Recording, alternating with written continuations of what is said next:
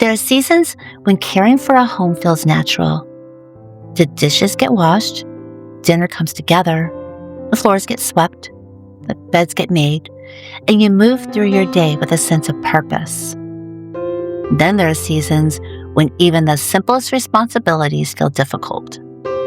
Not because you become lazy, and not because you stop caring, and certainly not because you're failing. Sometimes, life simply asks more of us than usual. I think most women know what that feels like. You wake up in the morning already carrying yesterday with you.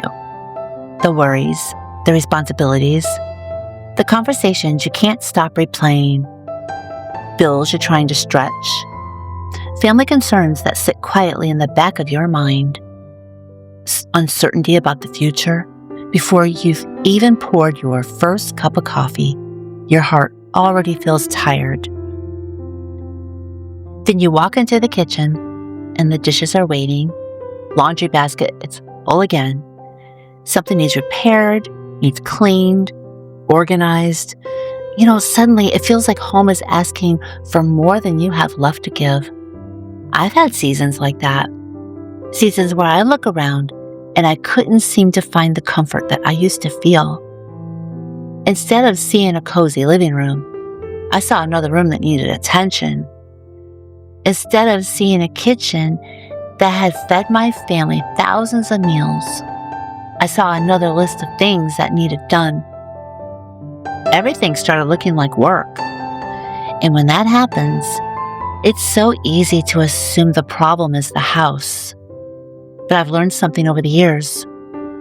Most of the time, the house isn't what we're struggling with. It's everything we're carrying inside while we're trying to take care of it. The home simply becomes the place where all those emotions show up. The stress, the disappointment, the loneliness, grief, exhaustion, discouragement, those things follow us from room to room. They stand beside us at the sink. They sit with us while we fold towels. They ride along while we run our errands. And after a while, it becomes so difficult to tell where the burden ends and where homemaking begins.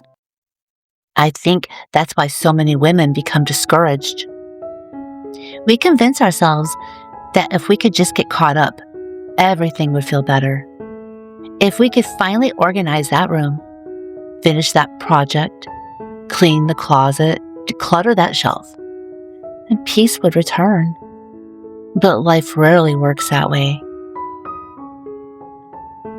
Because there's always going to be another project, another responsibility, another task waiting around the corner. The list, it's never going to end. And if we're waiting until everything is finished before we allow ourselves to enjoy our lives, we may be waiting a very long time. I learned that lesson the hard way. For years, I kept postponing contentment. I told myself once I solved this problem, I would relax. Once I got through this season, I'd rest. When life became easier, I'd enjoy it.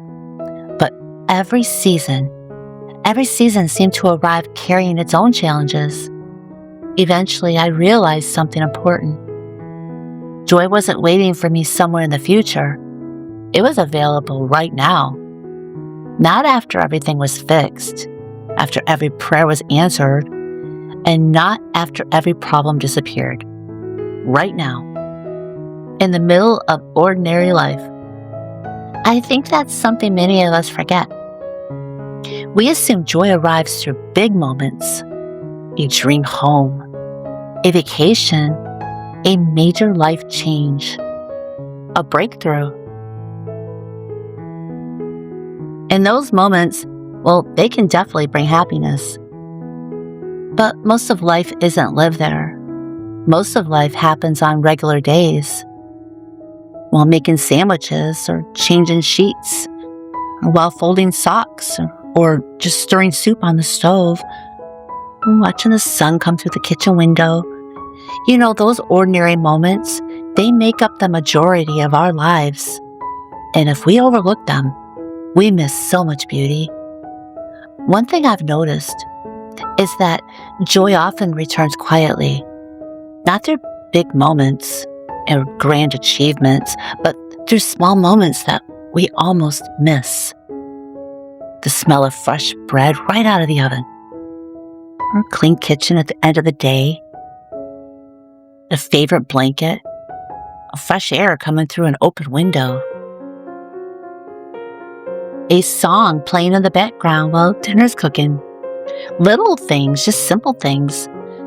The kinds of moments that remind us life is still good, even when it isn't easy. I think one of the greatest gifts we can give ourselves is learning to notice those moments again. Because the world spends a lot of time convincing us that bigger is better. More money, a bigger house, more things, more accomplishments.